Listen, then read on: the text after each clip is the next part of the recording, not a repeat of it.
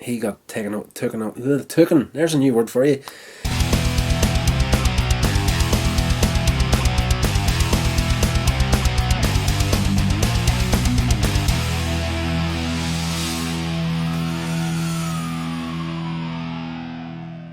Legends, welcome along to Here's Rodder's Reviews, the show that loves all things entertainment, shares that love with you. I am your host, Rodney Stewart. Right, this channel, I have been cracking away, watching a lot of stuff. Weekdays, doing classic and old TV shows, old movies and whatnot. Weekends, I'm trying to do newer stuff. We're into the Transformers box set again for season 2. This episode is called The Immobilizer. Simple, straightforward story to this one. Wheeljack has come up with an idea for a weapon that can immobilise their enemies, and at the beginning of the episode he's trying to demonstrate how this immobilizer works, and he gets Hound to use his abilities at making projections and holograms to create Laserbeak, so that they can use this hologram as a target for showing how this immobilizer works. Ironhide comes in during this, not knowing that it's a hologram, actually thinks that it's Laserbeak, and pulls his gun out and starts firing,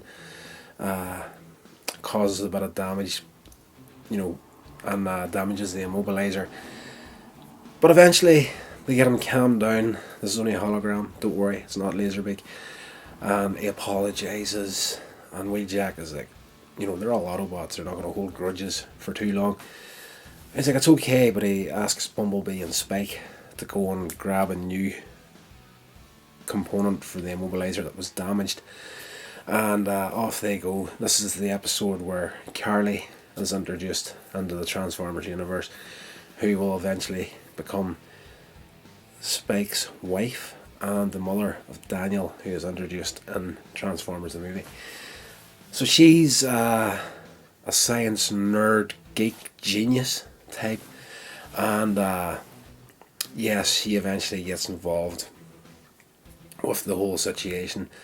When the immobilizer gets fixed, the Autobots decide, okay, we'll leave Autobot headquarters, head out somewhere that we can't cause too much damage. So they go out and basically freeze a river on its path, testing the immobilizer, and Megatron has discovered what's going on.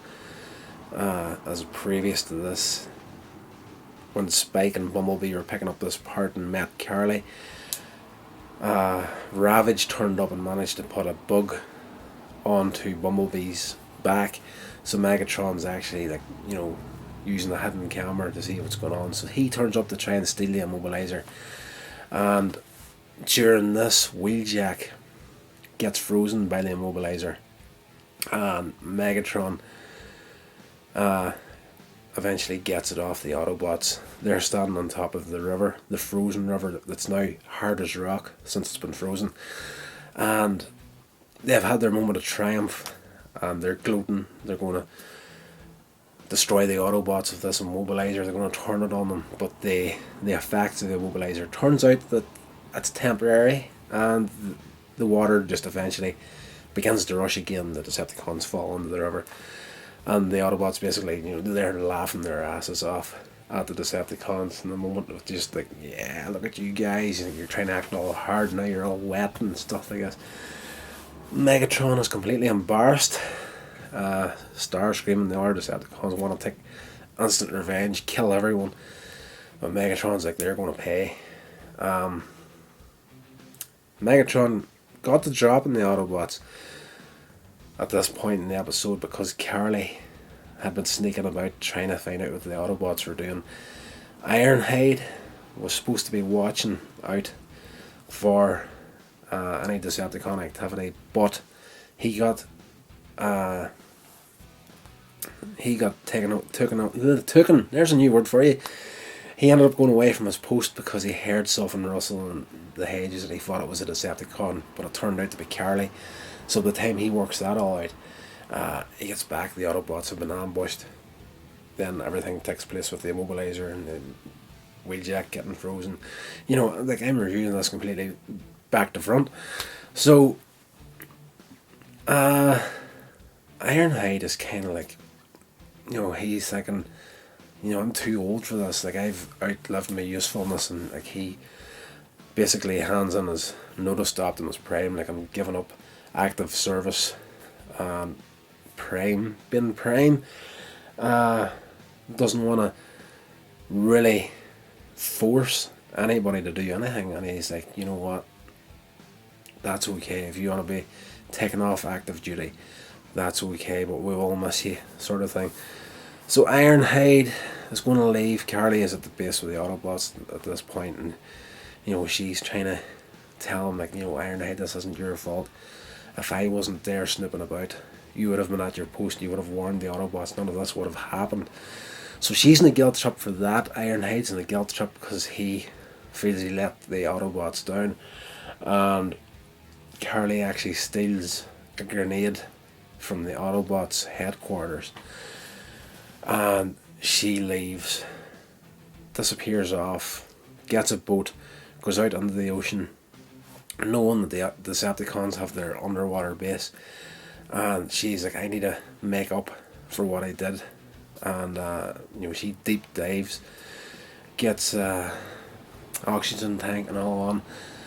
She dives down to the Decepticon base and puts the grenade on the side of their ship on the ocean bed, hoping to cause a bit of damage to make up for what she did with the Autobots.